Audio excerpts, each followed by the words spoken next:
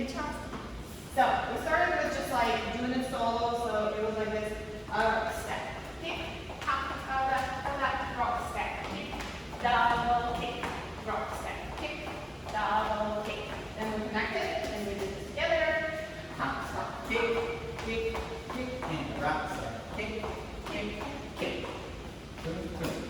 We did kick weights, and that looks like this.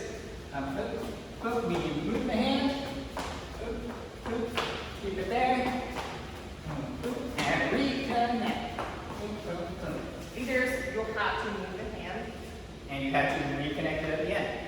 And then we also had just this hand connection in the front during the basic so that we were ready. That's what we did.